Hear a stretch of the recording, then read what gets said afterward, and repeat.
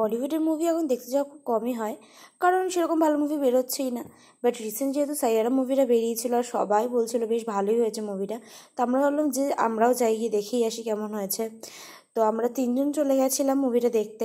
So hello everyone, my self Megha and welcome back to my channel. ভিডিওটা ভালো লাগলে like comment share subscribe করে দেবে। তো আমরা গেছিলাম হাবড়ার HVF-এ মুভিটা দেখতে।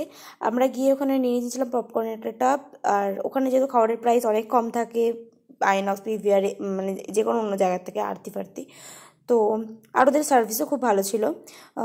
নাও আসি মুভির কথায়, মুভিটা মোটামুটি হয়েছিল, আমার তো মোটামুটি লেগেছিলো। কন্ট্রোভার্সিয়াল টপিক, তোমাদের কারোর হয়তো খুব ভালো লেগেছে, কারোর মোটামুটি, তো আমার মোটামুটি।